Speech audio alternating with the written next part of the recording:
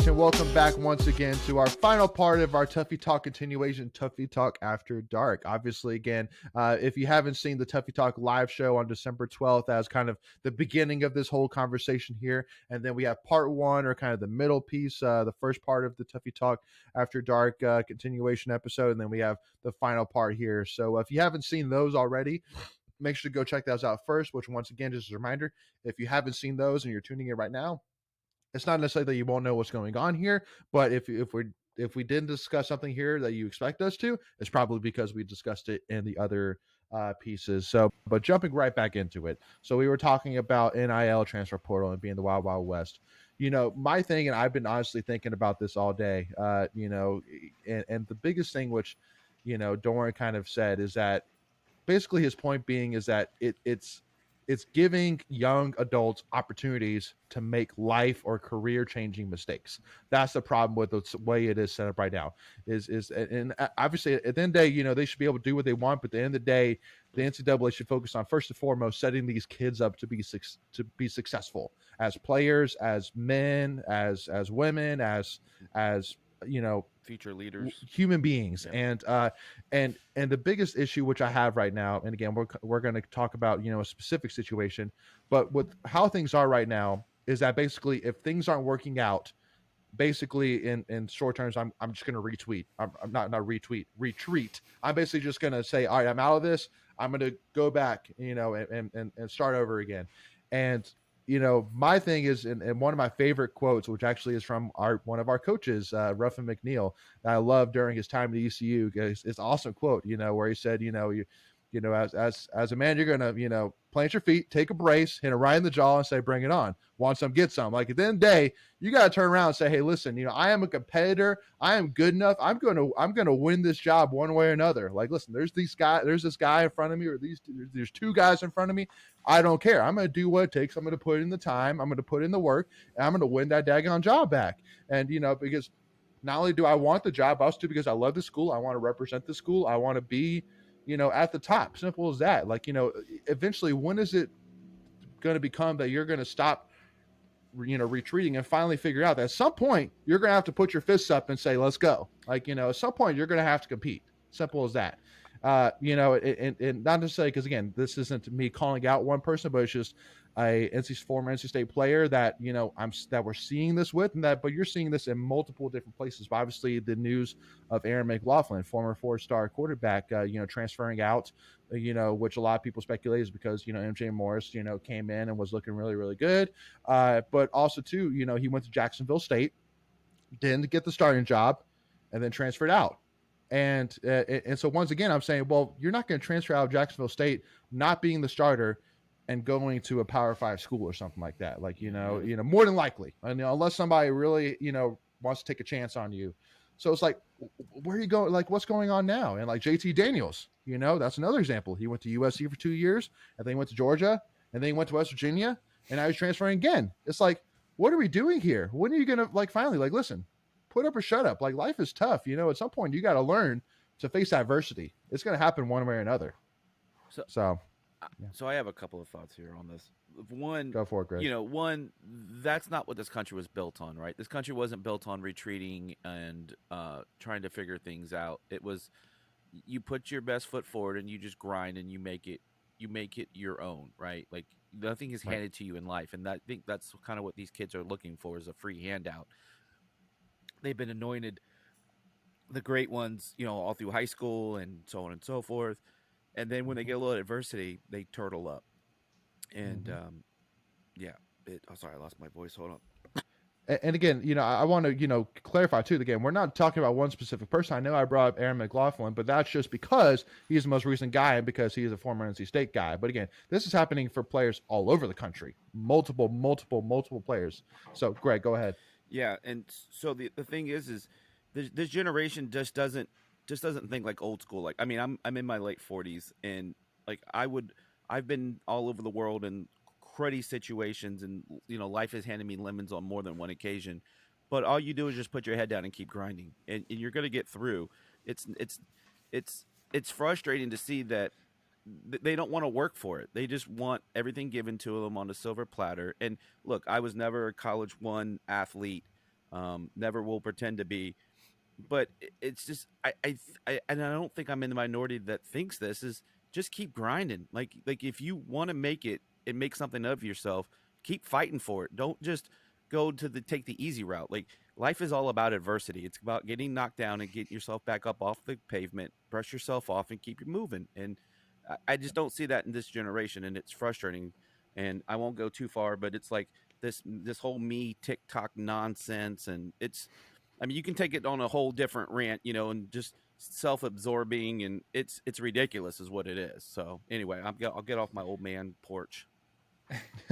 Well, and the only other thing which I'll add, and Macon and Michael, I know I've talked a lot, and I'll let you guys add in here, but I mean, what do they expect when they get to the NFL? I mean, there's no transfer portal in the NFL. I mean, you have Emeka Emezi, one of NC State's greatest wide receivers, and he's barely scratching on a practice squad. I mean, like you're going to have to learn to face adversity, especially if you want to get a job in the NFL. So, Yeah, I just think that I think some of these guys realize they need to make money now while they can. And maybe that's just part of it. Yeah. That's part of it. I mean, hey, that's what people wanted. They wanted players to get paid. They deserve to. Maybe you guys can tell me I'm wrong. I get that it's like a full-time job. I know, Leighton, you have a stance where you thought that's like they deserve to get paid something. But I think the way it's structured is not healthy for football, especially with no regulation. Right. And this is what happened. This is what happens when I mean, the thing is, everybody and their brother saw this coming. Yep. And they were all like, Stevie why Wonder is this happening? I cannot believe it. This is just so bad. Like, well, what do you think was going to happen? These are kids, right? And they got adults and people. And who some are of these kids there. Come from nothing, by the way, right? So any bit of change in their pocket is great. Right. So, I mean, you guys, this is just part of it. I mean, people, it's all right. You asked for it. People tried telling you, and you guys seem like you're shocked that it is happening. And it's like, well, and I mean, it's what it is. And you bring up a point, Megan, and I don't think you mentioned this other part of that point is you really opened up the stink house when you authorized agents to get involved, right? Because now you have these agents that are acting quote unquote on the best interest, and they're basically all they're doing is pimping their player out and going, okay, he'll give me 20, he'll give me 50, he'll give me 75, and that's all they're doing is putting these kids up on an auction bid. And it's highest bidder gets them, and go have at it, kid. And then the next year you're like, it was crappy. They didn't like where they're at. They got their money, but they're not happy, right? So, no. Well, again, it's just frustrating because the biggest thing, which I think is the coolest thing about college football, is after the players leave, like if they go pro or whatever, and saying like, NC State through and through, like, go to heck Carolina, like, just like bleeding NC State inside and out. And unfortunately, it's the word commitment. I can remember there was a coach that said it, but the word commitment does not mean commitment anymore.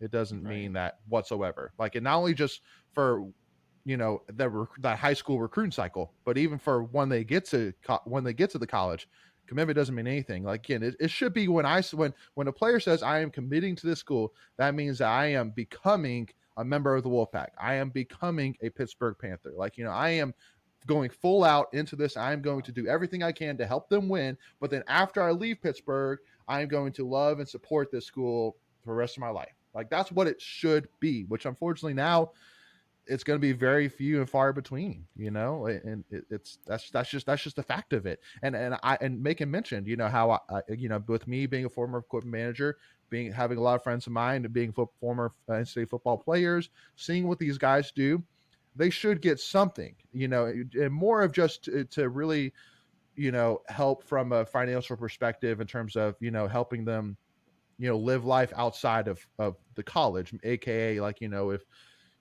they want to pay for their car, or if they want to pay for stuff outside of the football season or the school, whether it's go on a trip or pay for food for their family, whatever it may be. Or more specifically for the guy who is a grad transfer that has a kid, now if that guy's a father, he's having to think about, well, what am I supposed to do? Because per NCAA law, you can't have another job outside of being a student athlete. So now you're basically like, okay, so am I going to be a student athlete, or do I go get a job to financially support my family?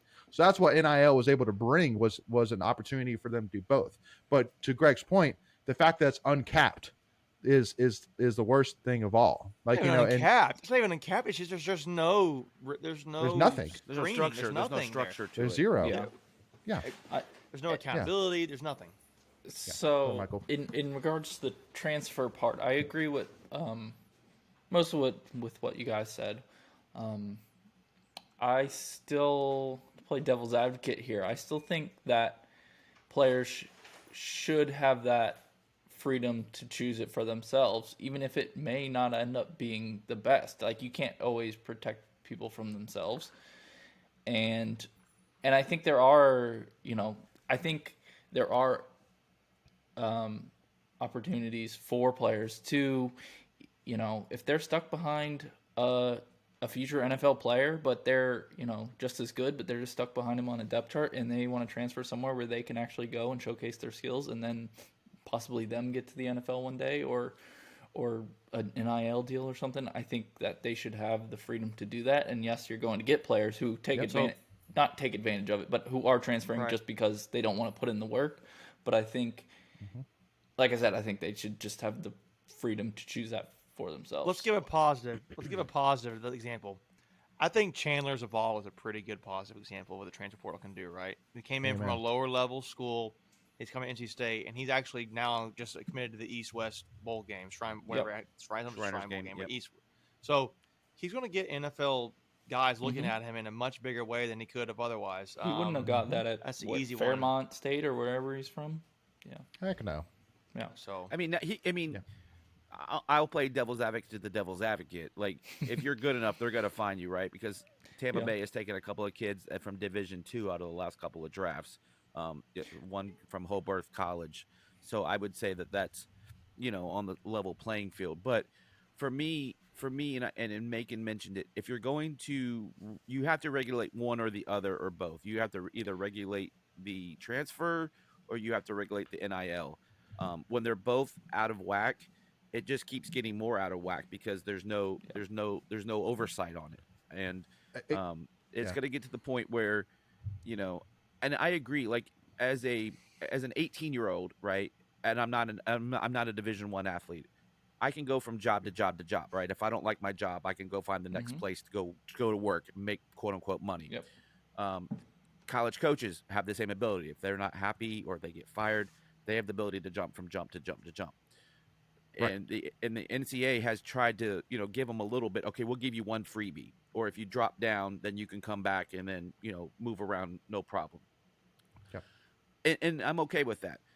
You just have to make the decision. Which one are you going to regulate more? Are you going to regulate the NIL or are you going to regulate the movement? Because as long as you let them keep just getting bidding, it's just going to get worse and worse until you have no ability to rein back into Pandora's box. And that's the problem. They've already opened that box. Well, and again, it's the simple example that I've already said, because it's honestly like mind-boggling to me that this is actually happening in college football. But there's a guy, and again, I'm not calling out JT Daniels, because honestly, more of it's I'm blaming the system as much as I'm more than I'm blaming anything else. But this guy is about to go to his fourth college within one college career. That is insane. That is crazy. Like, that should not be a thing. That should not be possible. Simple as that. Because again, what is that teaching if that's a realistic possibility out there? And honestly, I would like to do the math on that. Like, how is he able to pull this off? Right? Like, I know that's crazy because there was a COVID. Right? I don't think COVID counted against him, so that was one of his schools. But that's still 3 transfers. Oh, so you can transfer within that and you be good. Yeah. Okay. Well, then let's clean that up. Then, like, you got to clean something up here. Before we continue, I want to take a quick second to tell you about our sponsor, Flatlands Jessup Insurance Group, that has your whole world covered, with agents in 5 offices throughout eastern North Carolina to help you decide how much coverage you need. Offering policies for home and auto, recreational vehicles, commercial, crop, health, life, and employee benefits. They are able to combine options to find a comprehensive solution that works for you. Flatlands Jessup protects the things you love so you can spend less time worrying and more time enjoying them. Find them on Facebook and Instagram at Flatlands Jessup. You can also visit their webpage at www.flatlandsjessup.com. So please make sure to go and check them out. Yeah, again, like maybe something like you get one free transfer, but then if you transfer a second time, you have to sit out a year. Well, that's what it's supposed to be. Like that. That's what it's supposed to be. Oh, okay. Well, that's not what's happening. Yeah. Well, that's what I'm saying. Like, how Yeah. did he Yeah. skirt around that? And I think because of the COVID Right. and then his medical red shirts, I Mhm. think those didn't Yep. count because if he's saying Gotcha. medical doesn't count, there's 2, COVID is 3, and then there's your 4th school. So What? And if you're just a grad transfer, then you can just Yeah. transfer and play immediately too. so So if he there's graduates, a lot of loopholes. yeah. So is he a graduate transfer? Is that what he's transferring under? Yeah, It has he's to got be. Technically, yeah. Now he yeah. is. It Yeah. has to be. Yeah. Yeah. Yeah. So again, crazy. it's just, but the one thing which I will say once again is the thing I love about NC State. Now we're talking, simple NC State, is that I feel very confident in saying that there is a lot of loyalty within these players, within these coaching staff to this program, to the school. Simple as that. I mean, like, literally last year it came to the point where we were to the end of the transfer window where we basically had too many scholarship players yeah. where we had to basically, start to be We like, had to cut Couple kids. people. unfortunately we have to start talking about, people moving. But I mean, like UNC, but again, UNC we literally have less people in the transfer portal right now for our entire team than There's like they have in one position, and honestly, in less than half of their one position, aka they have 7 defensive backs that transferred alone, just Yeah. defensive backs. That's That's crazy. pretty bad. So like, So tell me like, tell me how Dre Bly's doing, without telling me how Dre Bly's doing. ooh, Tony Grimes left. how, yeah, Ducks no, left. well, Ducks left. Storm Ducks left. how that defensive back still has a job? Defensive backs coach still has a job. I Rude have no boys clue. though, guys. What do they call them? Yeah. Rude boys. Whatever. Rude boys. Yeah, right. What a Rude stupid boys. name. What a stupid name. So, again, it's I didn't it's even just know a that. It's so dumb. it's just a testament once again. It is dumb. I'm sorry. Dumb. If State did it, I would think it was stupid. Yeah. But and this, we didn't even talk about the one who put his name in the portal and pulled it right back out. Right, that was Claude. Claude Well, Larkins. I don't know Larkins. if that was ever. Yeah. He may it may be confirmed he some was situation in. where he's like, Yeah, you're right. I've seen where he did and didn't. So depending on who you Yeah. subscribe to on that one, but and in the one that we have with Devin, I mean that was just kind of like in any other given year, he's probably not the one that leaves. It's probably someone else that leaves.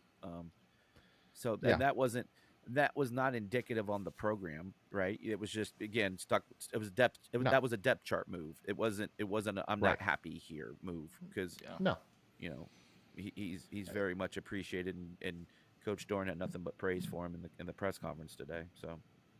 Well, and I'm sure too. The only thing which I do know is, I mean, is that Leary and Tim Beck, had an interesting, relationship of a sorts. But I mean, his family loved NC State. His mom repeatedly said, said out to Wolfpack Nation, like, y'all are the best. Like, you like, thank you so much for all the support. Like, he man, loved to I'm hear. I tell you mean, what, I'm telling you what, I am really, honestly, really bummed and really sad he's not going to be.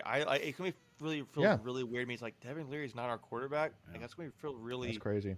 sucky to me. I love Devin Leary as a quarterback. I mean, again, like I said, I've seen him throw 35 and 5.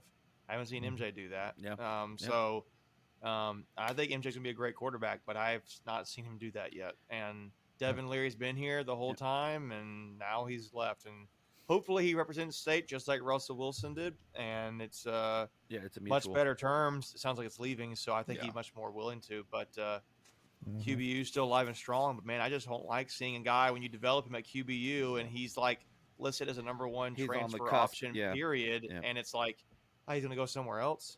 And be successful because we know he's going to be successful. I mean, it's just what he does. The one thing I will say about Devin Leary's parents is they were very classy with like you were saying, Leighton. Can't be said for other parents out there that I've seen on Twitter talking about fan bases when their kid transfers out. And I won't name any names, but I think we all know who I'm referring to. Yeah. So yeah. Hey, and it's their right. It's their right. It's their right. Yeah, exactly. Fans are very fickle, and they love you when you commit and do well for the program, and they can't stand your guts when you leave. Thankfully, none of the 4 of us are like that, and I think that's why we all get along well with each other. That we respect the process and the people involved, and we know what it takes. And hey, I know we've got fans out there that are kind of jerks sometimes, but sure. it's not. it's not to the point where you have parents tweeting about it. So that Yeah. I'm forever thankful for our fan base. Oh, absolutely. Absolutely. So, wanted to kind of touch on two more things here to kind of wrap this up. So, the first one, got to give a shout out to our man, Zonovan Bam Knight. I mean, that dude has absolutely been on fire in the NFL over the last couple of weeks. I know this tweet here that Macon sent over from PFF has him over the last 2 weeks. He ranks second in PFF rush grade. He's second in missed tackles forced, second in elusiveness rating, third in runs of 10 plus yards, fourth in rushing yards. Over the last 2 weeks. Again, that's all NFL running backs right now. That's crazy. Yeah. So could he be this year's James Robinson? Is what I'm wondering. But he was drafted, right? So it's a little different. Yeah. Right. But I mean, he's looking really good now. Again, and it's only because Breece Hall is injured. Yeah, but right? he surpassed Michael Carter Michael on Carter. the depth chart. And Which is again, awesome. It was even sweeter because he's a UNC guy. But it's just, UNC you get what I'm guy. saying? Like, it's Yep. that is Did anyone watch that game yesterday, by chance? A little Watch. bit. I did. Yeah, I Highlights. watched about a half and a little bit, and you could tell the difference between Bam and Carter running the ball. Carter was getting dropped behind the line.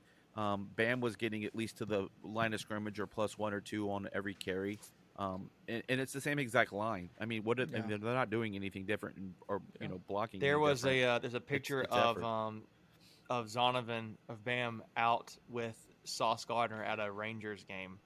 I mean, he was like, it's kind of cool, like the lottery pick hanging out with like the 6th, 7th round draft pick, and they're probably fan favorites, both of them at this point. So, Well, I mean, like for literally a the New fact, York City team, right? So the New York's big market there. big sports market, no kidding. Well, especially too, I mean, like the fact that again, I mean, I know myself, like me and Greg are in a league, Macon and I are in a league for fantasy football, etc. I'm sure Michael, you probably do some fantasy football stuff too. Like to see like fantasy football shows and them talking about Bam Knight and publicly saying how the head coach of the Jets like loves Bam Knight, like like there's no doubt that he obviously Robert the coach Saleh. obviously has a love for Bam Knight even over Michael Carter. Like that's really cool because I think that's something that NC State really hasn't had. We've had the wide receivers like with Jacoby Myers, we've had the quarterbacks obviously, but we really haven't had a running back. So to Andre have Brown Bam was Knight probably the finally, last one that was really good. who was? Yeah. Andre Brown. Andre Brown. Yeah, Andre Brown. He played Yeah. with So I I mean, mean, Naeem has had some flashes, but really not at running yeah, back. Oh, more yeah. at specialist. Naheem. Yeah, but more at Holy crap, yeah, I specialist. forgot about I Naheem. mean, Yeah, he's Like, not yeah. like a true running back. he's made most of his money on specialist and as a receiving back. And then Jay Sam True. had a little cup of coffee there for a little bit. But Cup of coffee. yeah, like but I that. mean, but just where I'm going with that is a dominant force in the NFL. And Andre would have been really good, except he had injuries. He had those neck injuries, so he never got to really reach his full potential. But yeah, you're right. It's been a while. We've been a quarterback, wide receiver, and then defense is really where we made our mark on defensive the line. Defense. Mm-hmm. and then lately special teams. Exactly. So. Yeah, exactly. So again, huge shout out to Bam Knight again.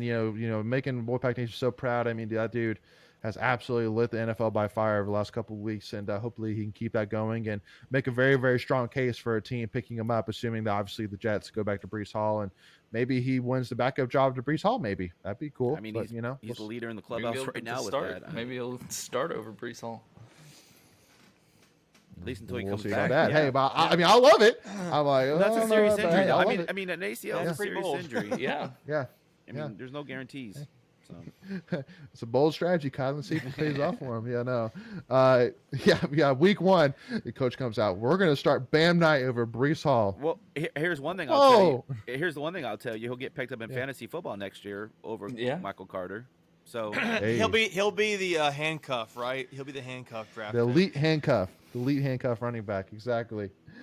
So again, love to hear that. Great stuff there. And then lastly, got to give a shout out to our man Carlos Rodon, who per this tweet says apparently Rodon to the Yankees is almost wrapped up. Plural hearts. It hurts my heart. Is almost wrapped up. Sides are just hammering out the back end of the contract. Said to be 6 years, 4 years guaranteed, with a player option for the 5th.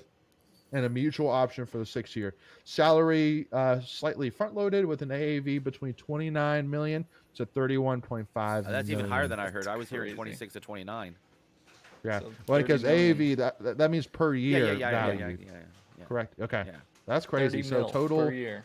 so 30 mil times 6, so 180 million dollars. You know, that's crazy. He really proved it this year because this was like, I think probably the second year in a row he's been healthy. He had a Yeah. little bit Yeah. last year where he had he missed a few starts, but this year he was truly healthy. And Right. look, we all knew this as NC State fans that he could be dominant. His problem was just staying on the field. Yeah. With, Exactly. whatever random ailment he ended up getting, and talking about bad luck. But it's Yep. glad to see that he's putting it together. And what is he now? 26, 27 years old, somewhere around there. I mean, he's been in the league a while. Yeah. He's been, I think he may be a little older. maybe a little older than that. Maybe 20. Maybe Because I think Trey's almost 30 29. now. Because I think Trey's like 28, 29. Well, so and yeah. they came in the same year, so Right, I so would they're I would probably put a just safe like- bet I was they're thinking. Yeah, they're I same think, age. he's probably, I 30. think he's like 28, 29. Is he 30 now? Okay. Yep. So that's a lot of money to give to a pitcher at that age with those Yeah. kind of injury history. So good for him Sure. to get cash in. Well, we had two guys cash in this year. Well, and the craziest thing is, again, we mentioned this on the last live show, but I mean, I can't say it enough because, like, especially the coolest thing about Avent and Coach Hart is what they've been able to do recruiting with as little as they have had, aka more of the facilities being like, Yep. Don't go to Mississippi State, don't go to Arkansas where they have MLB size stadiums. LSU, Come to NC State where we have 5,000 seat stadium. Probably less than that actually. I think it's less. So There's like so single the A fact they were ballparks able that to are bigger than us. oh yeah, no, for sure. But the fact they were able to recruit those guys with that, now you have these great upgrades which are in the progress right now. On top of now, we have 2 players that just got signed for combined $480 million, give or take. Between 2, that's a huge recruiting point right there. We I'm need just the saying, Rodon Turner Stadium. Yeah. Hey, I'm all for it. Whatever it takes to get these guys in.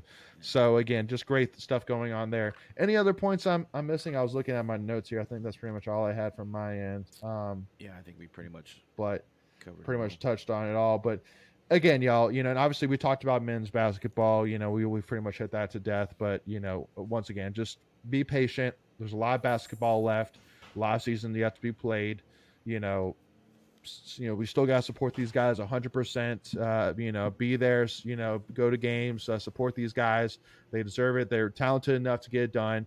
And let's see if they can do it. And at the end of the day, if they can't get it done, then we'll get a new then coach. Boo's got a decision to make it during the off season. So yeah, simple as that. So, but be patient, y'all.